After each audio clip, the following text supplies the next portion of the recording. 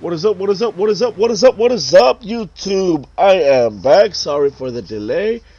As you can see from the title and from the description and from the video itself, we are doing the Infernus versus the Infernus Classic. So we're going back to the same class or same car, different style, kind of like we did before. But this one, kind of like the Banshee, has a special place in my heart simply because I've played every Grand Theft Auto except for like maybe 3 or 4 of the expansions. But the main titles, I've played all of them. And the Infernus, for a long time, I think up until in the GTA 5, if I can remember, has always been top tier. It's always been one of the best.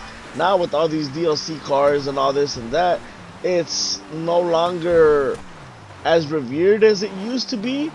But if you've played anything before GTA 5, this car was always the one that you would look for. When you wanted a fast car, you'd look for this car. So yeah, this car is an awesome car. And what's cool about it is that they actually brought back the classic version. Because when I first saw it, I'm like, okay, it kind of looks alright, but it's not the same car that I was used to. And I don't know, it's just a really awesome car. So usually in the beginning, I use the car that I'm going to use in a race or something similar.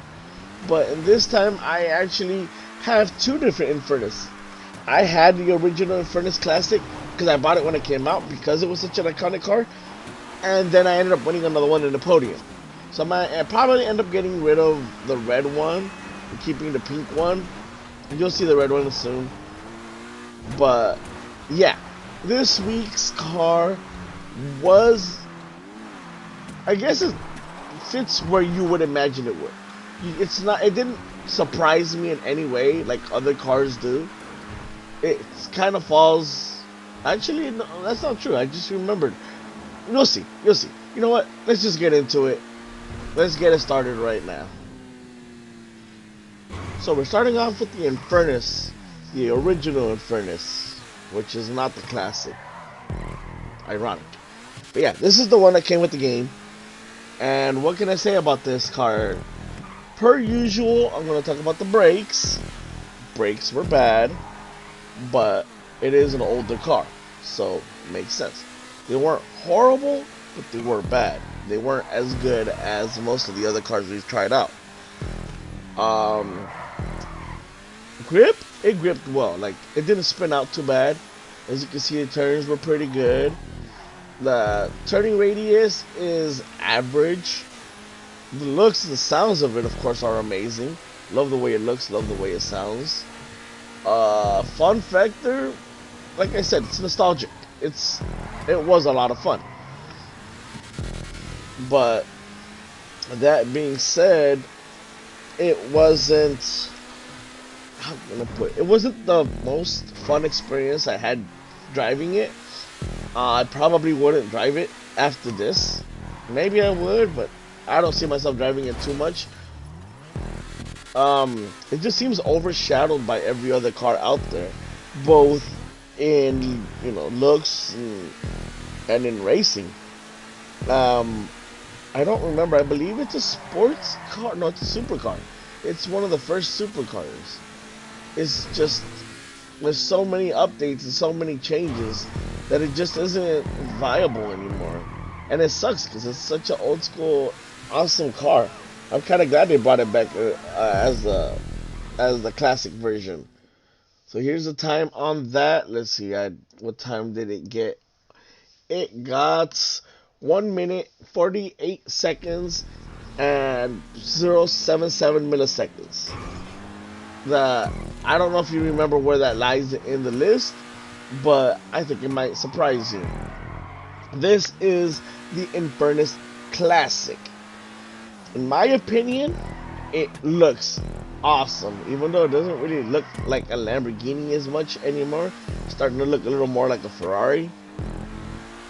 But it's still an awesome looking car. It still has that iconic Lambo front. And this car's handling, as you can see on that turn right there, was wild. The brakes were worse than the original. The brakes were just bad. I mean, it's probably one of the worst brakes on any other cars that I've tried.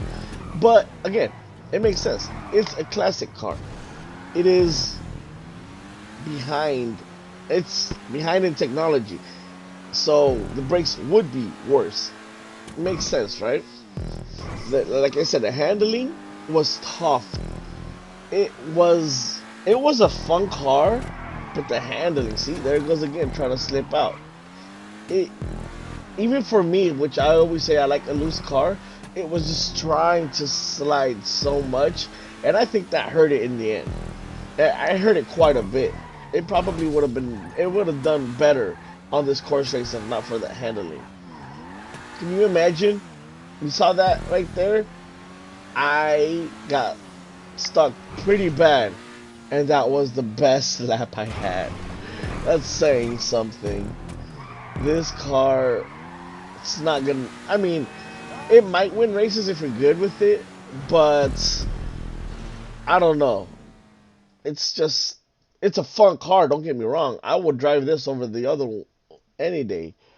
It's just not viable for a race. But not everyone gets a car for a race. So in city, it's nice. But yeah. Here we go, head to head, straight away. Man, it's so much different. So the style of the car is just so different. Let's see how they come out. I mean, I already said everything I needed to say. The handlings on the Classic is bad. The brakes are bad. The acceleration was good. The acceleration on both of them didn't have too much torque. It didn't oversteer. Nothing. It was decent. That's all I can say. And I believe these two are in a different class too, because I know for sure the Classic is in the sports classic category. The interior is actually very similar. I'm not really that surprised, I guess. But if you can see here, they are neck and neck. I didn't tell you the time on the Classic on the track. On the Infernus Classic, got 149, 197. So that's a full second behind, over a second behind. And you guys know in a race, a second is a big difference. But here, they're pretty neck and neck. Like, if you look at the mountains in the background, they are not pulling away from each other. As a matter of fact, I'll tell you right now, they came in less than a half a second apart. Less than a half a second. You weren't able to beat number one, I'll tell you that much. But they weren't in the last place either. So these cars, middle of the pack, unsurprisingly. So yes, the Infernus is a sport, not a super, and the Infernus Classic is obviously a sport classic. So in this race we've done, or in this series we've done more sports and sports classic than anything else, I guess. Maybe I should change that up for the next one. I think I will. I think I'll do something completely different. But here we get the times. The Infernus gets 157.449. The Infernus Classic gets 157.082. So the Infernus Classic actually beat the Infernus here. Isn't that interesting? But here are the times. Infernus Classic 2 and 4. Like I said, not a huge surprise. They are sports cars after all, sports classic. They actually did better than I expected, especially at the end on the speed test. I didn't think that the Infernus Classic was going to beat the Infernus, but it did. Here we are. So if you like this video, drop a like, leave a comment. As always, let me know what cars you guys want to see or what you want me to do. And thank you for watching. Subscribe if you're new. Have a wonderful day.